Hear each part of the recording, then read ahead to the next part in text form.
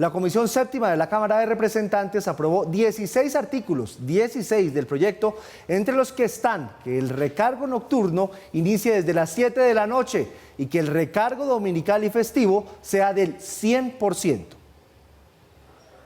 En plena época navideña, el Congreso empezó a aprobar la reforma laboral. Mientras los colombianos se preparan para cantar los villancicos, en la Comisión Séptima de la Cámara votaron a favor de que se pague recargo nocturno a partir de las 7 de la noche. Hoy es desde las 9 de la noche. Una medida que en boca de algunos podría afectar a sectores de bares, restaurantes y cines.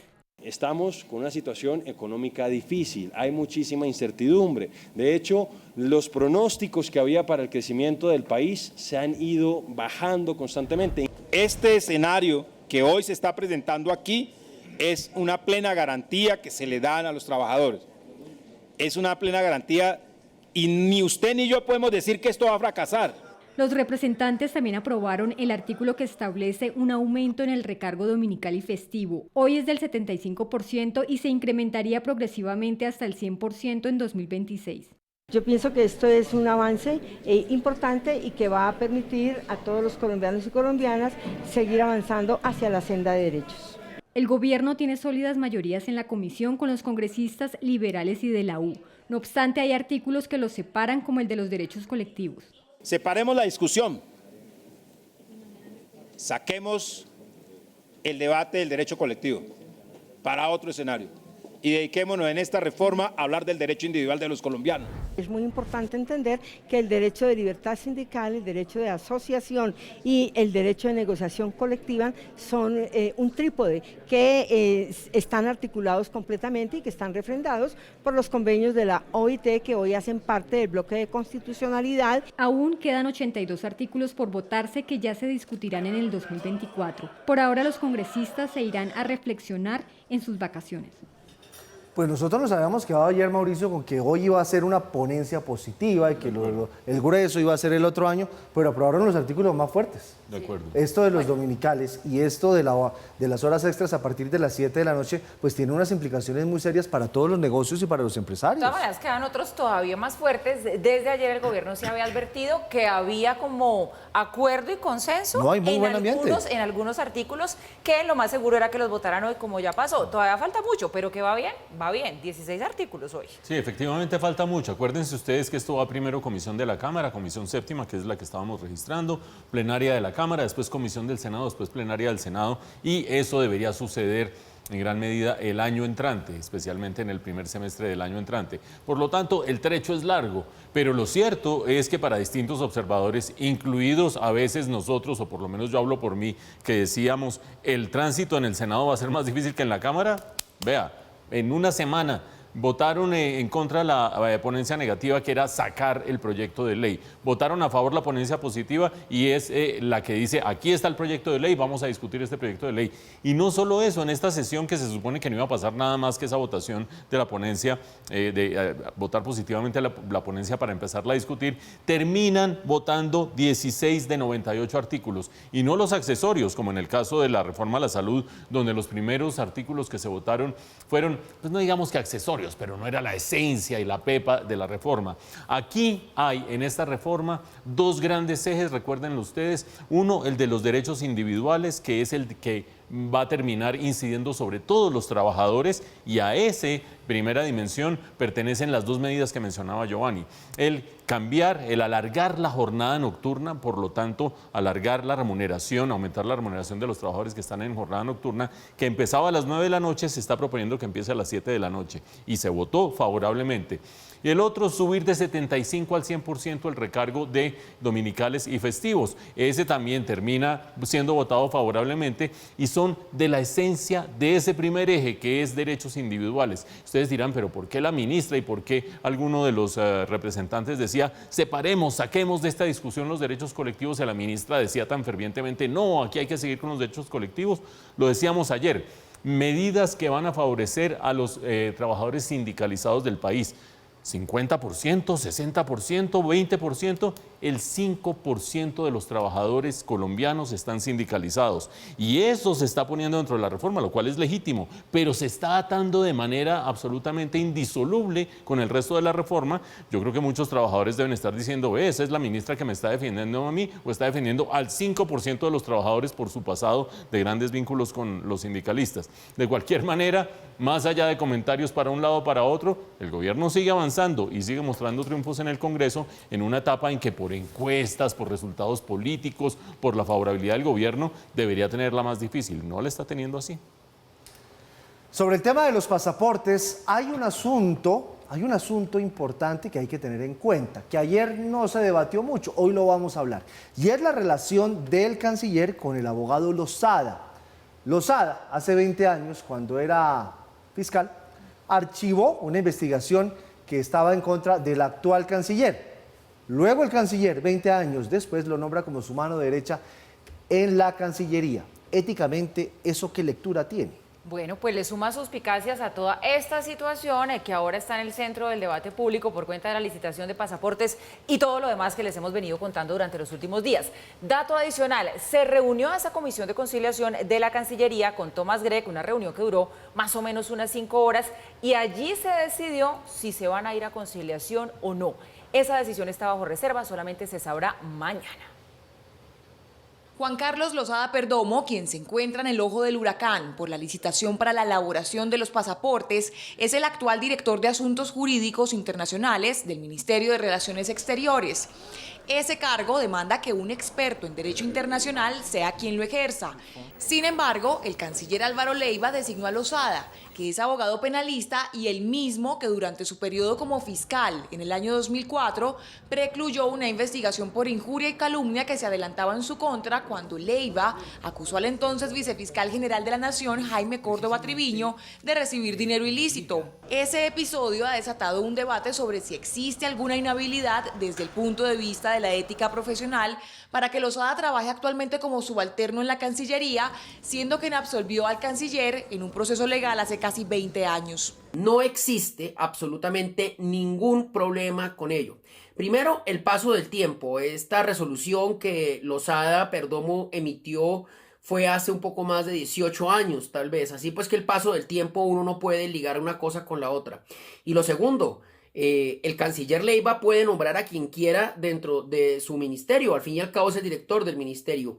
Ahora bien, si al interior del ministerio se presentan irregularidades, esas sí deberán investigarse. Pero por ahora, Lozada Perdomo no tiene nada que explicar en relación con conductas de hace 25 años. Lozada Perdomo también fue magistrado auxiliar de la Jurisdicción Especial para la Paz, donde su jefe, el magistrado Alejandro Ramelli, lo denunció por ocultar un expediente sobre falsos positivos. Este 15 de diciembre, la Procuraduría realizará la segunda audiencia de conciliación entre Thomas Grech & Sons y la Cancillería por el proceso licitatorio de pasaportes en el país. Hoy, el Comité de Conciliación de la Cancillería definió la propuesta jurídica para Thomas Grech en el caso de la licitación de pasaportes. Pero antes de que se diera esa reunión, se supo la renuncia del abogado de la Cancillería, otro abogado, Germán Calderón España. Hoy se reunió el Comité de Conciliación de la Cancillería para deliberar el rumbo legal que adoptarán en el proceso de conciliación con la multinacional Thomas Grech. Este encuentro duró cerca de 5 horas y contó con la participación de 5 miembros del comité.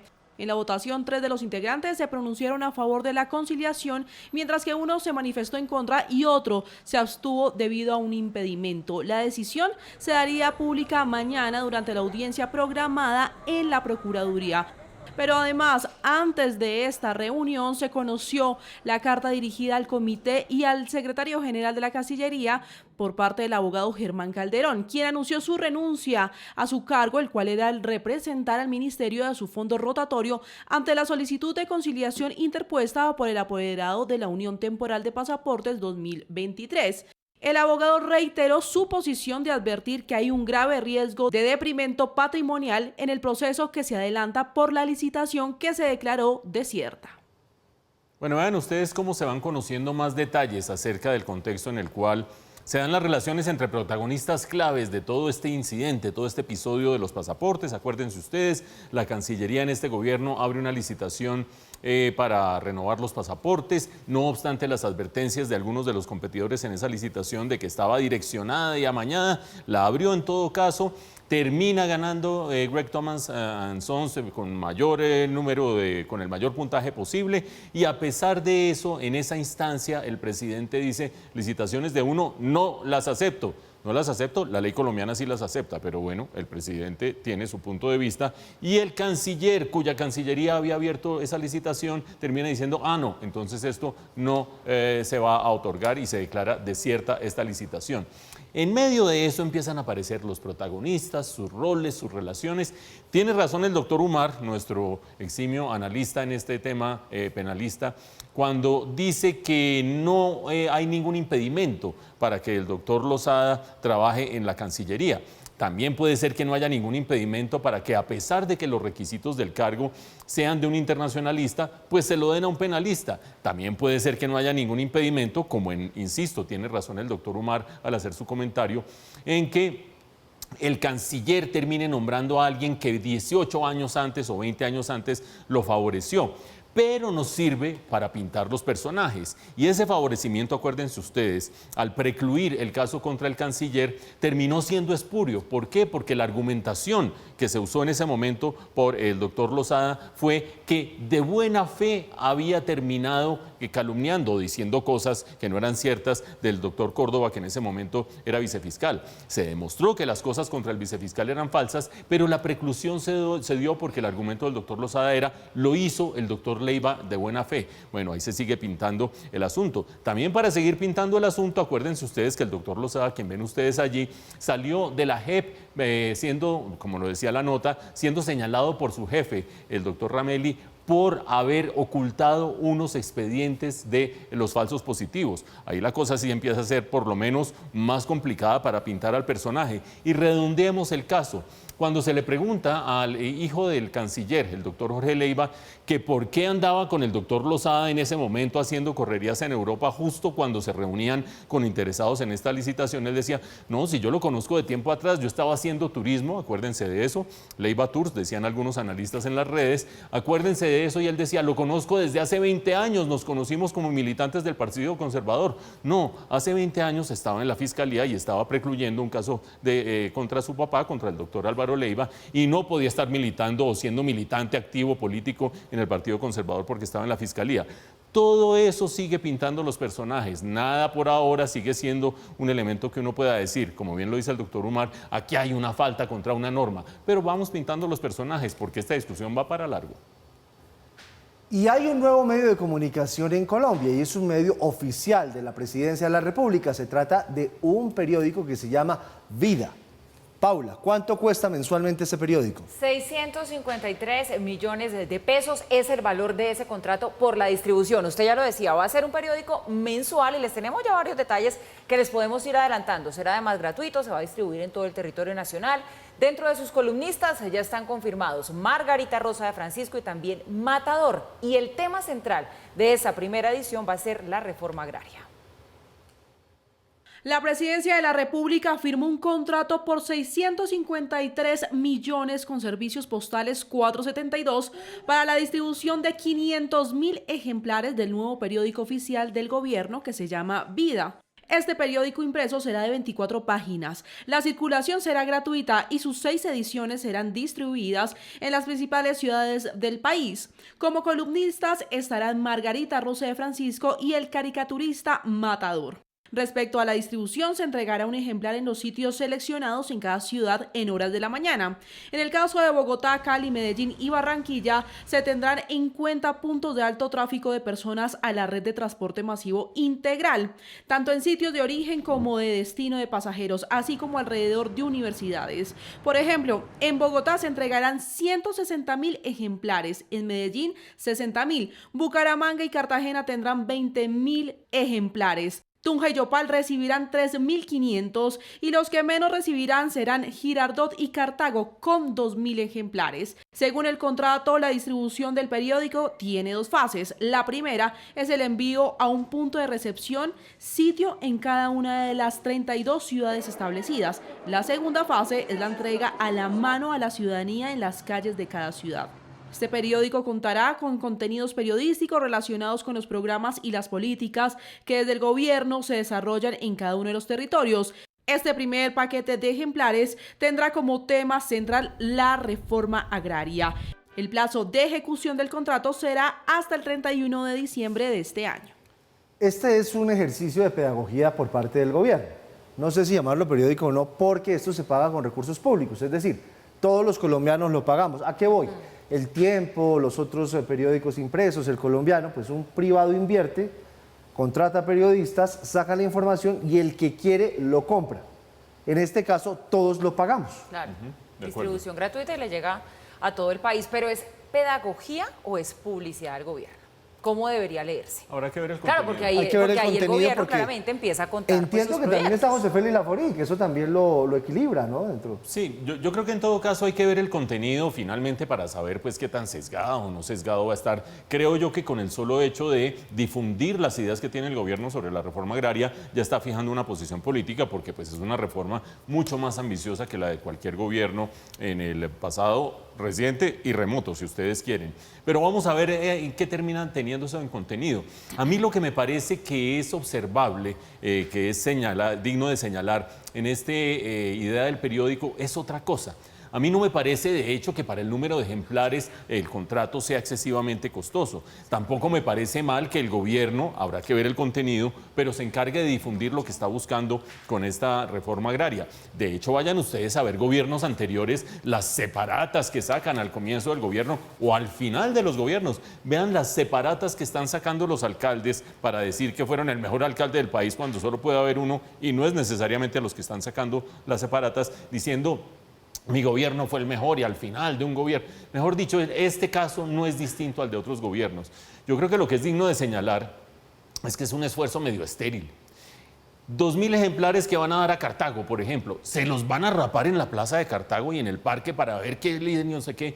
En la época de las redes sociales, cuando tienen a la cabeza del gobierno al mayor comunicador, no siempre en lo cierto, no siempre veraz, no siempre de manera como debería ejercerlo el jefe de Estado, a Gustavo Petro, cuando hay ese fenómeno de redes sociales, videos virales, etcétera, etcétera, que un periódico vaya a ser el mecanismo que va a convencer a la gente de las virtudes de la reforma agraria, me parece que eso es medio anacrónico. Hasta RTBC, que está haciendo un trabajo que para algunos es muy sesgado, para otros es pues lo que hace cada gobierno con RTBC, a mí me parece que sí está sesgado, pero cada cual tendrá su opinión, es mucho más efectivo en este momento que un periódico. Y que vayan uno a decir, bueno, se van a repartir tantos en tal ciudad y tantos en tal otra, yo francamente no le auguro demasiado éxito desde el punto de vista pedagógico, y vaya uno a saber, habrá que ver el contenido, si desde el punto de vista de propaganda para el gobierno, por ahora no lo sabemos. Luego de varias horas y diferencias planteadas al inicio de la reunión, el Consejo Gremial decidió designar en la presidencia para el próximo año a Bruce McMaster, presidente de la ANDI, y en la vicepresidencia a Jorge Enrique Robledo, presidente de la SAC. En el 2025, Camilo Sánchez, de Andesco, mucho más cercano al gobierno, va a asumir la presidencia acompañado de Nicolás Botero, de Fede Seguridad. Aseguran los gremios que la unión es total y que decidieron hacer este ajuste como una manera diferente para tender lazos con el gobierno, eso sí, manteniendo las diferencias. La designación del presidente de la ANDI, Bruce McMaster, en la presidencia del Consejo Gremial se dio tras un giro en los últimos días por propuesta de varios gremios que querían una persona que en su opinión fuera más fuerte en su defensa de los empresarios y con el mensaje de que la independencia es fundamental. Hasta hace unos días se daba como opción principal a Camilo Sánchez, presidente de Andesco, un líder gremial que ha enfrentado al gobierno cuando se habló de intención de intervenir los servicios públicos o de temas de transporte, pero que también ha hablado de la necesidad de buscar acercamiento en beneficio no solo de los empresarios, sino de todo Colombia. Así se llegó a la reunión con posiciones muy divididas. Nos dejamos ganar espacio por parte de las presiones tanto de los medios como de la política, y eso hizo que tuviéramos que enfrentarnos de una manera que realmente no debe suceder. La reunión, que duró varias horas, fue fuerte y se tocaron diversos temas, pero siempre quedó claro que la defensa del sector productivo y el trabajo son premisas que no se pueden abandonar. Durante ese tiempo hubo llamadas de funcionarios del gobierno que algunos consideraron como una presión indebida. Antes también hubo contactos de personajes de la vida nacional que buscaban una posición más dura frente al Ejecutivo. Muchas personas quisieron intervenir en ese proceso de elección. Yo no le pedí nunca al gobierno que hiciera nada por mí. No he hablado con ninguno de ellos. Soy amigo de las personas que están en el gobierno. Lo que sí se equivocó Germán Vargas es en creer que él podía meterse en el Consejo Gremial. En el Consejo Gremial no se hace política. En el Consejo Gremial se hace estrategia para postular las mejores normas que beneficien las industrias, las empresas y podamos vivir en armonía lo privado, lo público y lo mixto. Por esa razón, el Consejo decidió que las dos planchas resultaran ganadoras y así obtener el respaldo general, una propuesta que hizo el presidente FENALCO, Jaime Alberto Cabal, y que gustó. Teníamos que tomar decisiones distintas a las que se toman normalmente. Y ahí también FENALCO, el doctor Jaime, decidió hacer una propuesta. Pongámonos de acuerdo para que tengamos a las dos partes teniendo un periodo de tiempo. Bruce McMaster y Jorge Enrique Bedoya inician en 2024 y en 2025 le pasan la posta a Camilo Sánchez y Nicolás Botero. El mensaje es que los voceros de los empresarios salen fortalecidos hacia el futuro, que son una mesa directiva de 4 a partir de ahora y que van a trabajar unidos. Sánchez apoyó al final que el presidente de la ANDI comenzara. Es la mesa directiva que por primera vez es aclamada por todos los gremios, unánimemente, y eso es algo que es ejemplarizante. Entre los retos más fuertes que se viene para los nuevos directivos están las reformas que hacen tránsito en el Congreso y que han generado mucha polémica e incertidumbre y que tienen que ver con la salud, el trabajo y las pensiones. También está la ley de servicios públicos y las medidas para enfrentar la desaceleración de la economía. Vamos a atender todos los puentes desde la diferencia, pero con mano firme, con pulso firme, para que podamos llegar a los mejores acuerdos. En medio de ese panorama, el objetivo es mantener un diálogo armonioso con el gobierno y presentar las alternativas que el sector privado tiene para ayudar en temas de generación de empleo, reactivación económica y mejoramiento de productividad y del nivel de vida de los ciudadanos, por solo citar algunos. ¿Usted cree, Mauro, que Germán Vargas Lleras salió derrotado? No, de ninguna manera. Pues digamos que ayer, acuérdense ustedes, estábamos señalando que lo que se dio en el Consejo Gremial es una unión para formalizar la división. Y eso es lo que queda claro en estas palabras y en el desenlace de la votación. Porque en últimas, cuando el doctor Camilo Sánchez dice que Germán Vargas Lleras, que para qué se mete, que en el Consejo Gremial no se hace política y qué sé yo, si no es con el respaldo de Germán Vargas Lleras, muy probablemente Bruce McMaster no habría quedado como uno de los presidentes del Consejo Gremial. Entonces creo que señalar a Germán Vargas Lleras como perdedor en este caso no es la mejor fórmula. Con un elemento adicional, sí es cierto que esa presidencia conjunta y sucesiva, pues es una buena fórmula. Qué bueno que se les ocurrió sacarla de esa manera, pero no hay que soslayar que el primer año, que es el clave para las reformas, le va a tocar a Bruce McMaster, claro, y no a Camilo Sánchez. Es un año que se habla de contracción económica, ¿no? Además de eso. Claro, y lo enfatizaba usted ayer sobre el tema, Mauricio, cuando recién salieron noticias. Usted decía, hay que darle una lectura a quién va primero y quién va después. Exactamente. Y lo está diciendo usted ahora, el año que viene primero va a ser complejo.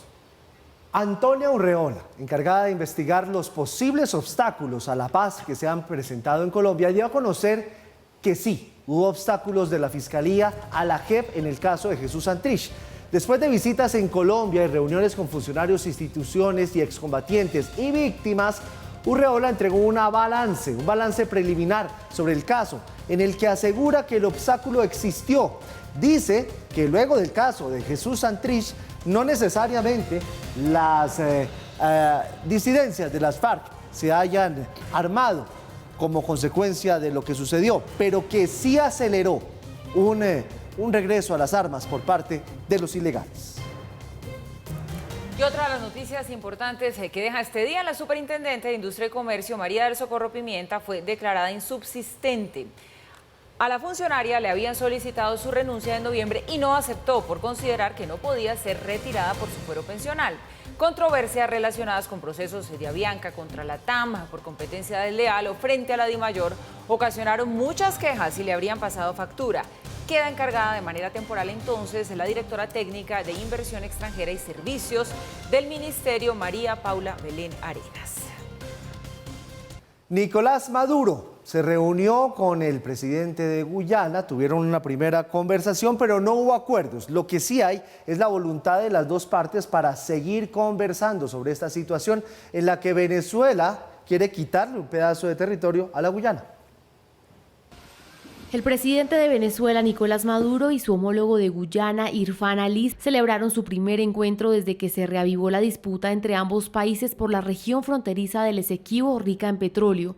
La reunión, que se llevó a cabo en las islas caribeñas de San Vicente y las Granadinas, terminó con un apretón de manos entre ambos mandatarios, pero no se firmó ningún documento y tampoco se fijó fecha para un próximo encuentro.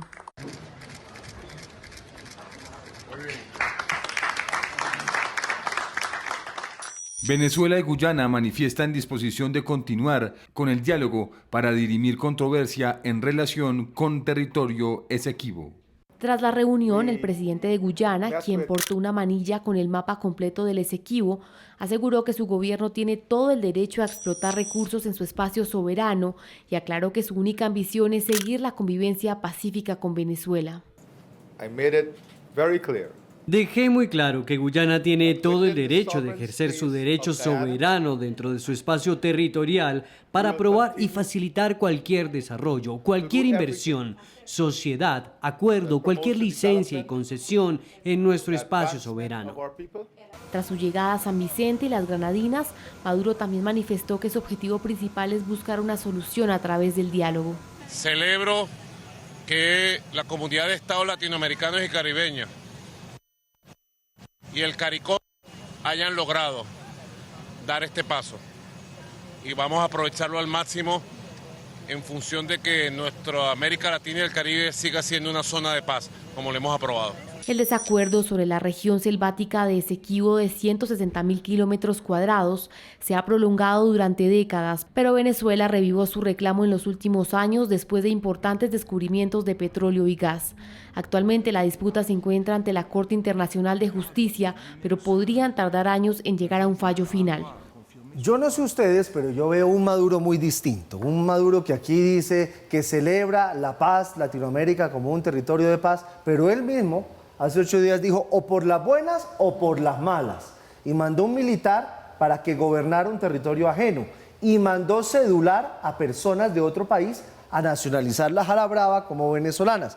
Yo no sé si fue que cambió de opinión o que el Comando Sur de los Estados Unidos lo hizo cambiar de opinión. Sí, aquí la reacción fue distinta, ¿no? Inmediatamente el Comando Sur se activó y demás, pero entonces usted dice que lo ve como bajándole al tono. No, yo lo que no entiendo es para qué arma este quilombo para que después vaya y se dé la mano y diga, no, ¿qué van a hablar? Pero mire eso que... no se podía hacer de otra manera sin amenazar, sin mandar un militar, sin decir que van a cedular, porque es que eso pues es que debería una hacerse ocupación ilegal. De la Corte Internacional de Justicia de La Haya, pero pues Venezuela no lo quiere reconocer. El hecho es que a mí sí me parece que aquí falta mucho, o sea, puede que le esté bajando el tono Maduro, pero ni siquiera quedaron con fecha para una próxima reunión. No hay fecha y no va a pasar absolutamente nada porque Venezuela no se va a meter a la Guyana porque el Comando Sur de los Estados Unidos no se lo va a permitir.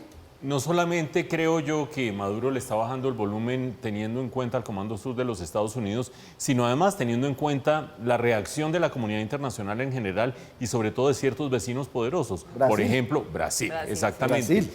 Los dos países que tienen mayor potencial de explotación petrolera en este momento a costos bajos en toda la América, en todo el bloque americano, debajo de Estados Unidos, son Brasil y Guyana. ¿Y dónde la tienen? En las costas frente al Esequibo. Es decir, que Brasil no está exento de intereses aquí. A Brasil le interesa mucho que no haya de por medio este tipo de intromisiones de Venezuela. Y Brasil, acuérdense ustedes, pues no es que sea Bolsonaro envalentonado, es Lula da Silva en un nuevo periodo con un liderazgo de la izquierda democrática, centroizquierda, digan ustedes, de la región, al que Nicolás Maduro, pues entre eso y el Comando Sur de los Estados Unidos, creo que se echa un poco para atrás. Y acuérdense ustedes que este es un conflicto que tiene más de 100 años, es un conflicto que viene de mucho tiempo atrás, que se había acordado por allá en la segunda mitad del siglo pasado que se iba a resolver por la vía del diálogo. Y acuérdense ustedes que Guyana decidió meter el caso en la Corte Internacional de Justicia,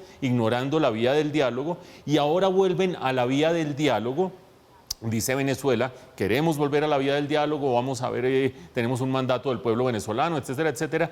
Y Guyana fue mucho más duro en sus declaraciones de hoy. Ustedes oyeron al presidente diciendo Esto se resuelve en la Corte Internacional de Justicia, lo que no quiere Venezuela. Vamos a seguir dando licencias para explotar petróleo, lo que no quiere Venezuela. Y aquí, a mapa de Venezuela, tenemos aquí mapa de Guyana y lo tenemos en una manilla que me la estoy poniendo. Creo yo que el clima de la reunión de hoy muestra un Guyana mucho más firme, un Venezuela echándose para atrás. Y además, creo yo, y en esto coincido con Giovanni, que puede ser que a Maduro le salga caro, porque llamar al pueblo entero a respaldar que el Esequibo es venezolano para después devolverse un poco, creo que suena más a derrota política que a triunfo político. Habrá que ver, en Venezuela pasan tantas cosas en tan poco tiempo que quizás en 15 días estemos hablando de una cosa distinta.